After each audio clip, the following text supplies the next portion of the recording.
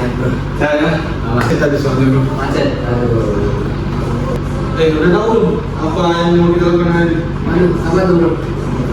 Jadi coba saya dulu dong ke kamera. Aduh, halo teman-teman. Halo semuanya. Jadi pada hari ini kita bakal podcast atau ngopis. Apa itu? Ngobrol tipis-tipis. Betul sekali. Jadi sebelumnya dengan bro siapa nih? Halo teman-teman bro. Saya mau Abdurrahman nih. Abdurrahman nih? Bisa dipanggil aja bro. Oh ya, saya Tira Medali. Iya teman nih. Panggil lain Mama. Waduh, mama ya. Hati bro. Jadi bro, pada kali ini kita bakal ngobrol tipis-tipis lah. Jadi ngobrolin sesuatu yang sering kita lihat ataupun yang sering kita jumpai. Coba tebak apa dulu nih? Aduh, apa tuh? Sering Apa kita tuh? lihat, sering kita jumpa ya. Iya betul. Waduh, banyak sih sebenarnya bro. Aduh. Aduh, kan tebak saya. Apa itu bro? Logo. Logo, aduh. Logo. Kita bakal membahas logo dulu. Ya, logo. Kalau mau tentang logo ya bro, logo itu seingat saya itu simple, sederhana dan mudah diingat itu. Yang saya ingat itu logonya yang berwarna kuning itu. Wih, apa tuh? Logo McD. McD, ya Iya, betul. betul. Logo McD. Habis itu bro, saya ingat juga nih logonya apel digigit. Wih, apel digigit. Iya. Logo apa tuh? iPhone. iPhone, betul. Mungkin teman-teman juga kasih kan apel digigit. Ya, kasih lagi mas itu. Apel digigit betul sekali. Ya. Ya mungkin pada hari ini bro kita bakal ngebahas kenapa sih logo itu bisa nempel di kepala orang. Ya, sih ingat aja bro. Iya. Kalau dari DKP, bro dari sisi Wih, DKP. sebelumnya bro dari DKP ya? Iya, betul banget bro. Wih, sama bro. Ada DKP juga. Nah, DKP. Mungkin ya tema kita pada hari ini mungkin seputar DKP ya teman-teman. Aduh, pasti nyambung banget ya. Nyambung banget. Sebagai sini yang Ya. lanjut bro. Kalau dari sisi DKP ya bro, logo itu seperti wajah nih bro. Oh wajah. Kalau kita kenal nanti sama orang, pasti kita melihat wajahnya dulu. Bener. Melihat wajah untuk mengenali. Nah begitu juga bro, kita mengenali suatu brand, kita pasti melihat identitasnya dulu, yaitu sebuah logo. Ya iya sih. Dan wajah itu juga biasanya menjadi identitas paling kuat.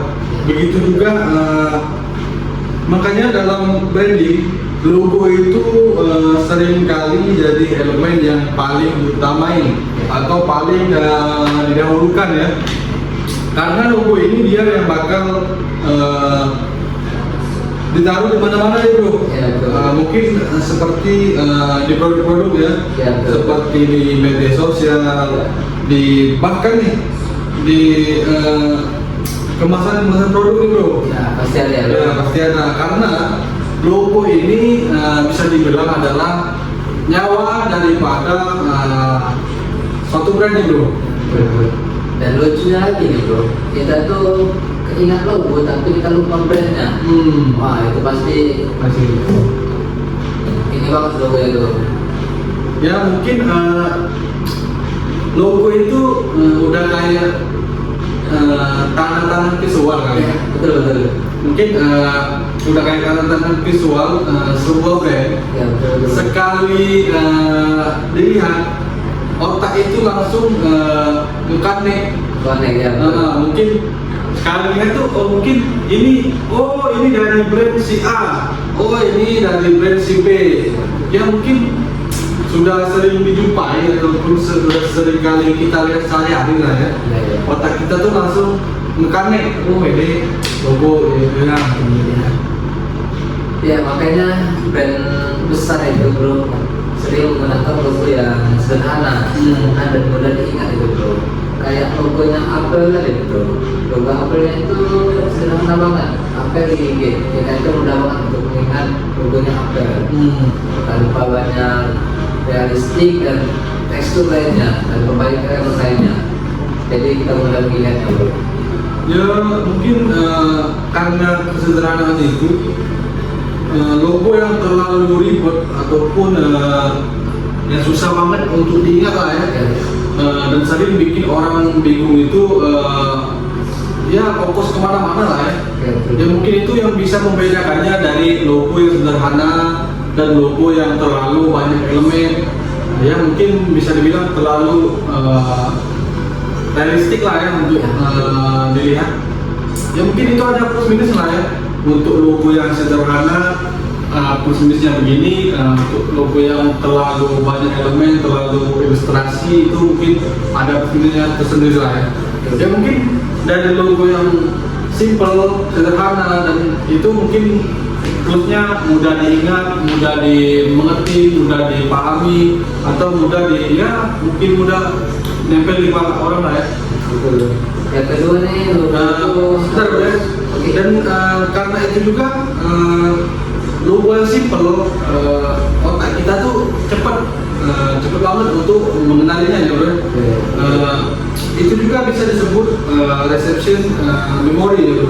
Ya, betul. Ya, jadi semakin simple, semakin mudah juga otak kita untuk mengingatnya. Jadi semakin cepat otak kita untuk memproses dan menyimpannya ke memori yang panjang. Betul. Logo yang udah diingat itu bro, kayak logo Apple tuh bro. Kalau ingin ya? Ya. Kalau kita gambar itu bro, meskipun gambarnya jelek bro, pasti orang itu tahu bahwa itu adalah logo Apple. Nah, terus yang kedua itu bro, logo itu harus unik. Harus unik. Coba bayangkan bro, kalau logo itu semuanya berbentuk bulat, pasti kita beda nih. Ngebedain mana logo si A, mana logonya si B. Pasti susah banget tuh ngebedainnya, ya kan? Ya, betul. Mungkin dari keunikan itu yang bikin sebuah logo punya ciri khas tersendiri. Nah, mungkin contoh nih, mungkin si bro pasti tahu lah ya, apalagi teman-teman terutama cowok pasti sudah pada tahu lah ya logo Nike. Ya, betul. Logo Nike itu adalah logo sebuah perusahaan, sebuah brand olahraga lah yang disebut. Ya, itu logonya mempunyai garis swoosh. Nah, ya, itulah yang membuatnya menjadi ciri khas yang unik, sederhana, simple dan mudah diingat. Ya, itu padahal dari brand luar negeri loh, Ya. bisa mendunia ya. Ya, betul. Ya mungkin cowok-cowok di Indonesia pada tahu lah ya. Ya, pasti pada tahu. Ya mungkin karena dia kan brand penjualan ya. Ya, betul. Mungkin karena brandnya bagus, ya mungkin karena itu yang bisa membuat dia terkenal sampai sekarang ya. Betul, betul. Dan unik itu bro, nggak harus rumit. Nah, karena justru bentuk unik itu muncul dari kesederhanaan. Nah, orang jadi langsung bisa bedain mana logo si A, mana logonya brand si B yang memiliki ciri khas,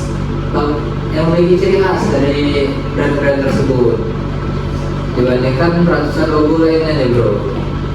Ya makanya daripada itu kita sebagai desainer itu akan selalu banget untuk bereksperimen, nyari bentuk yang kalau bisa beda lah sama kompetitor lain. Ya karena kalau logonya mirip sama brand lain, apa bro? Bisa dibilang apa kan? Kalau kita nih membuat desain sebuah logo, tapi kita meniru ataupun membuatnya mirip dengan logo dari brand atau kompetitor lain nih. Apa tuh?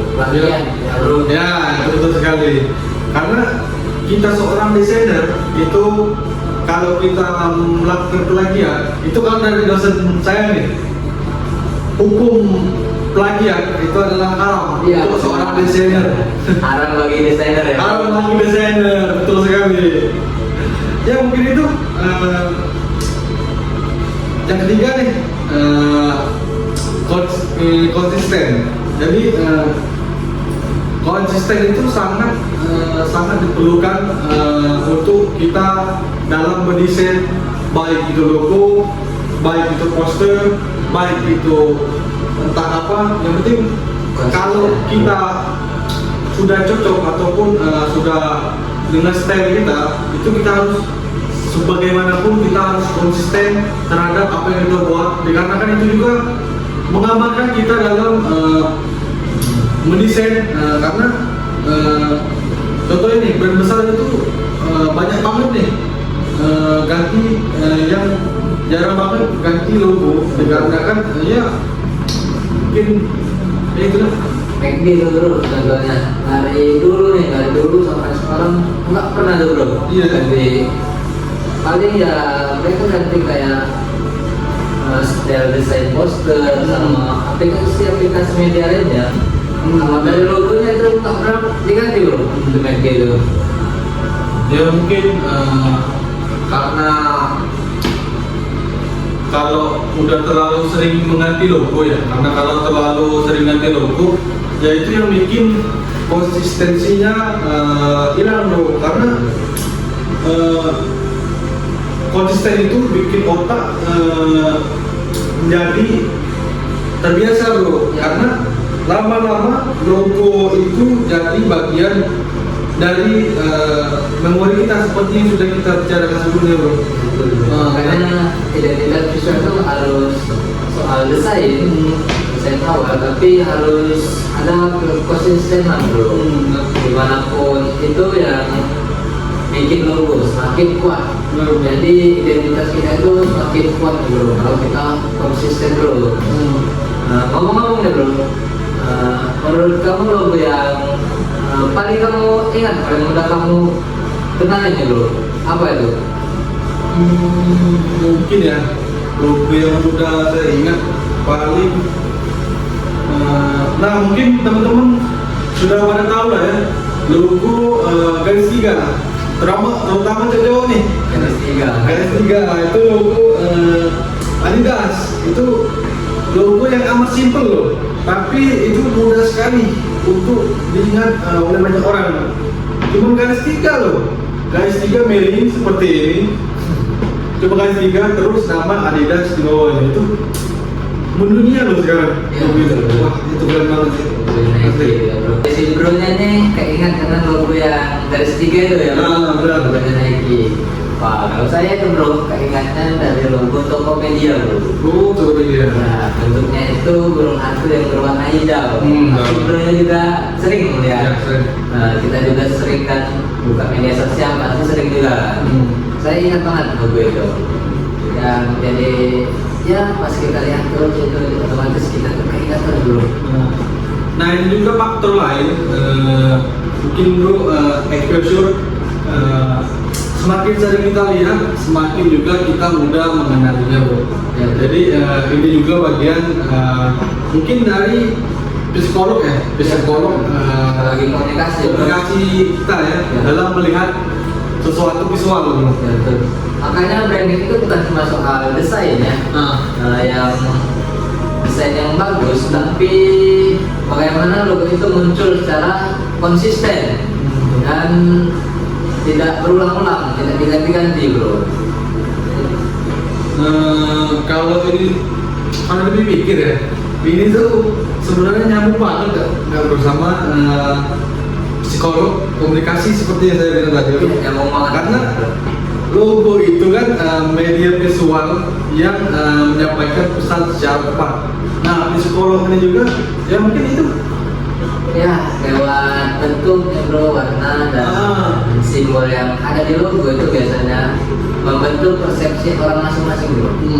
Kayaknya warna biru itu bro, itu melambangkan suatu kepercayaan ya bro, suatu kepercayaan. Ya mungkin itu kalau teman-teman ngerti lah warna, itu pasti ada makna tertentu itu bro. Kayak warna merah juga ada nih bro. Warna merah itu lebih ke energi atau urgent. Oke. Ya mungkin karena ini juga bro, karena manusia itu mungkin lebih cepat memproses visual daripada hanya tulisan ataupun teks bro. Jadi makanya logo itu mempunyai kekuatan besar sekali. Bisa dilihat itu pesan yang nyampe sebelum kita baca apa-apa. Jadi logo itu mungkin mungkin bukan bagian ya, mungkin dari media visual yang menyampaikan, yang dapat menyampaikan secara visual. Betul. Kita bisa bilang logo itu ya bahasa singkatnya itu bro yang cuma pakai bentuk. Jadi dengan visual yang ada kita itu ya bisa tahu ini branding atau menyampaikan karakter brand secara keseluruhan dengan visual itu. Ya jadi betul banget. Intinya tuh bro, logo itu bikin kita keinget brand karena dia itu simple, unik dan konsisten. Ya menarik juga tuh. Ditambah sering muncul secara sering muncul dan semakin menempel di ingatan kita bro. Ya betul banget. Dan kita sebagai mungkin kita sebagai calon desainer grafis ya bro. Kita harus ngerti gimana bikin logo yang nggak cuman bagus secara estetika, namun tapi juga komunikasi yang bisa ngomong kepada banyak orang hanya lewat visual bro. Gitu. Ya mungkin itu saja bro yang bisa kita obrolin. Oke, terima kasih banyak untuk teman-teman yang sudah menonton. Maaf kata jika kita ada salah kata atau salah bicara. Mungkin ini hanya untuk tugas semata. Jadi mungkin kita akhiri. Selamat beraktivitas. Assalamualaikum warahmatullahi wabarakatuh. Terima kasih bro, thank you bro. Saya lanjut. Lancar sekali. Ya, mungkin